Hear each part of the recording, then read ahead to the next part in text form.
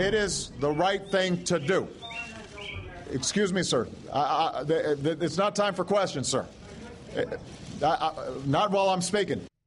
Welcome back to the Ed Show. That, of course, was a conservative activist from the website Daily Caller interrupting President Obama's immigration remarks on Friday. Now, after the incident, Daily Caller editor Tucker Carlson compared his reporter's actions to former White House correspondent Sam Donaldson's actions. Donaldson rejected the comparison, saying that he never once interrupted a president during a speech. He told the Huffington Post race was a factor in Friday's incident. He says, let's face it, many on the political right believe this president ought not be there. They oppose him not for his policies and political view, but for who he is, an African American. For more on this, let's turn to conservative radio talk show host Michael Medved, Democratic strategist Kelly Goffin, author of the GQ Candidate, and senior Huffington Post reporter Trumaine Lee. Great to have all of you with us tonight. Great to be here. You know, I mean, this is a guy who works for a website. He stands up. It's an attention-getting moment. He doesn't care if he gets thrown out. It's juvenile. Michael, what should, if anything, the White House do about this joker? Should he be able to come back and do it again? You know what? Should he be able to come back and do it again? I think the Daily Caller ought to take him out of the White House press pool. And that's, to me, the most striking thing about this, is that Tucker Carlson, whose father was president of PBS, he's been around the block, he knows what's going on. Honestly, this was inappropriate behavior. It made conservatives look bad. To say it's racist, I think, is way over the top. We don't know what's in this guy's heart, but it was disrespectful to the president of the United States, whether that president was black or Hispanic or Anglo-white. It doesn't matter. It was the wrong thing to do, and they ought to apologize. Trumaine, Sam Donaldson's a pretty prominent figure in the media in his day and well-respected. What impact are his remarks going to have on President Obama being treated unfairly because of race? That was his comment, not mine. What do you think? I think Sam Donaldson's comments kind of chime in on what everyone else has been saying, that the president has been getting unfairly attacked and he's been getting heckled, clearly because he's an African American. I spoke with Tucker Carlson about a month and a half ago about his website's handling of the president's Trayvon Martin comments, and he said he was keeping journalism honest. It's about integrity. But for him to go on and say he was proud of his reporters' heckling of the president, it's outrageous. You wouldn't see that at a dog catcher's election, let alone the Rose Garden. Well, it was juvenile, it was disrespectful, and it's par for the course for a lot of these right-wing websites. All they want to do is see President Obama get defeated. Kelly, will unfair treatment of the president continue?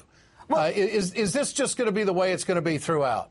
In a word, yes, and not just in this term, if he gets a second one as well. One quick correction, I'm not actually a Democratic strategist, Ed, but I am an American citizen, and every American citizen should feel demeaned whenever we see the office of the presidency demeaned. And that is what we saw happen. What we saw happen in the Rose Garden was the sequel to Joe Wilson shouting, "You lied," the sequel to Governor Brewer sticking her finger in the face of the President of the United States, something I was taught at 5 years old you don't do because it's disrespectful, let alone to the leader of the free world.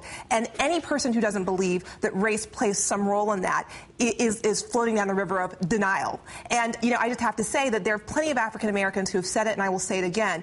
It's sort of like everyone knows it's not appropriate to use the term boy. Well, not everyone, because one member of Congress actually did refer to the President of the United States as boy and had to apologize.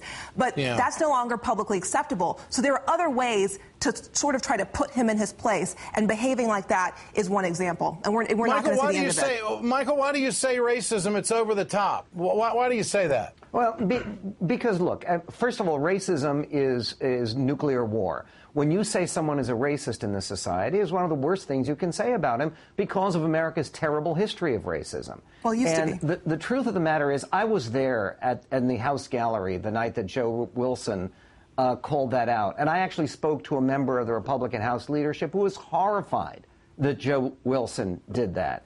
And I do think that I didn't see any of them, but the key is they might have been saying that behind closed doors. I didn't see any of them parading in front of the cameras disavowing what Joe Wilson said. They did. In fact, they fundraised off of it, Ed. They fundraised off of it. And the conservative commentariat did as well. I mean, it was completely inappropriate. And by the way, Joe Wilson apologized. He did. Now, you can say the apology wasn't sincere. He was just forced to do it. The point about this is that any disrespect for the President of the United States, whether that president is named Bush or Obama, any disrespect for the Secretary of State. You may remember Condoleezza Rice has been booed in public when she's spoken. To jump to the conclusion that it is always racist if you attack someone who is of color, it seems to me, is an area we don't have to go. Kelly, you don't buy that. For more civility. I don't, and I've written about this. We've officially become, I'm going to have to disagree a little bit with Michael here, right? That calling someone a racist used to be the worst thing that you could say, and not so much anymore. It's sort of become this sort of Teflon thing where conservatives feel like, oh, someone's crying wolf again, oh, the person's sexist, oh, they're racist. And unless you actually use the N-word on camera while kicking a puppy, no one buys that you're racist. I mean, remember Rick Perry actually went hunting at a place that had the N-word on a rock, and people said, oh, that's not racist, he's just having good fun. I mean, it's like unless someone actually wears a Klan robe, which people don't do, that's the only time you're allowed to call someone a racist these days, apparently. Trumaine?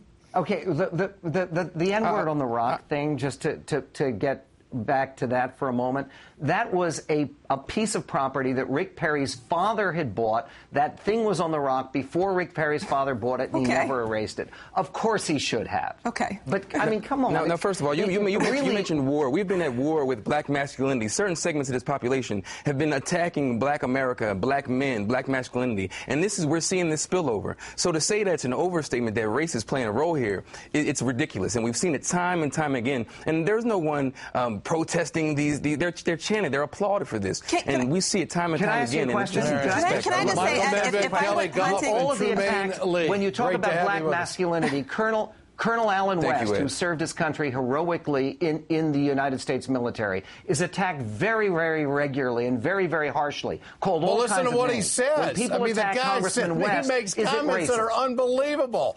I mean, Alan West is the most out there. So does the President of the United States from time to time. All right. Great to have all of you with us tonight. Appreciate your time. Thank you.